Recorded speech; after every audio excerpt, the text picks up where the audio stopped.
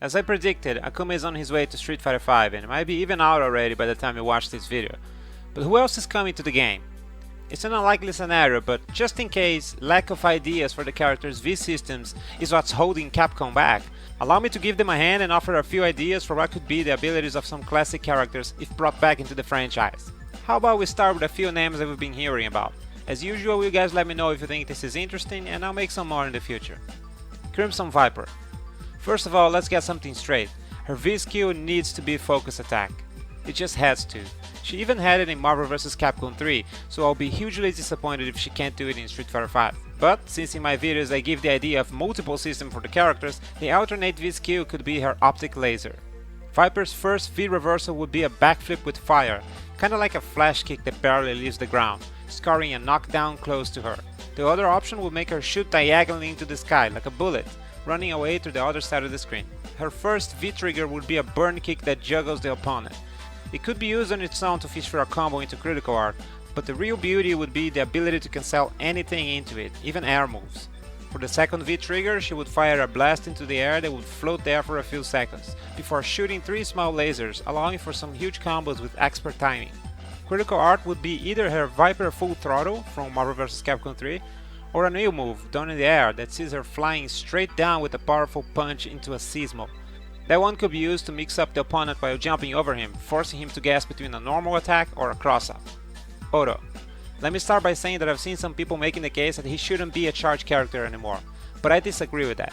His moves would remain the same, except his V-skill will see him catch a fireball with one hand, in a similar way to Nash, and if done again, it will use that projectile store to fire an EX version of his own fireball without spending super meter. It would be kinda useless against non-projectile based characters. That's why his alternate V-skill would be a counter that does not work against fireballs. V-reversal will see him use both hands to create a powerful aura attack that pushes the enemy away. Another version, however, would see Odo changing sides with your opponent, dodging in a weird way.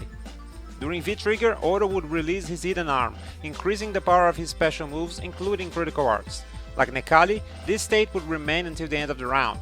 If the player decided to go on the alternate route, then Odo would invoke a bunch of random crap, mostly rocks, that would float around him and implement his Nova moves. Third Strike players know this move as his Tengu Stomp. Critical Art 1 will be his Yagyu Dama, a fireball based attack. If used with both arms, would throw a huge ball of energy towards the opponent. Critical Art number 2 would be Kishin Riki, his special throw. Abel. My idea for Abel's V-skill is a shoulder tackle, like he had in Street Fighter Cross Tekken, with 1 hit of armor. The optional V-skill would be his roll, which would be completely invincible if done in the EX version, available by pressing another kick button at the same time. As for the V-reversal options, I'm thinking he could have a special system. Should the player select the shoulder tackle as his V-skill, then the roll would act as his V-reversal, and vice versa. V-trigger would allow him to charge every move for 1 extra hit of armor, or if the player were to choose the other one, then Abel would be taken by the Psycho Power and deal extra damage for a short time. His critical arts could be his ultras from Street Fighter 4, since I honestly like them a lot and I believe both have their own advantages and disadvantages. Sagat. Sooner or later, I'm sure he'll be in the game, so let's see if I can predict Capcom's ideas for his V-system. Let's start by giving Angry Scar his V-skill number 1, increasing the damage of the next Tiger Uppercut. V-skill 2, however, would focus on his projectile warfare, allowing Sagat to absorb a fireball and later use that stored energy to fire an EX Tiger Shot for free. V-reversal would either be a powerful kick that throws the opponent across the screen, or an elbow attack that drops him close. As for V-triggers, the first option would be sort of a power-up version of Angry Scar, transforming all Tiger Uppercuts into Tiger Blows that would inflict many more hits and actually juggle the opponent for further punishment. Option 2, though, would continue with the fireball theme and allow Sagat to fire a second Tiger Shot almost immediately after the first, giving him the ability to fire a low and high projectile almost at the same time.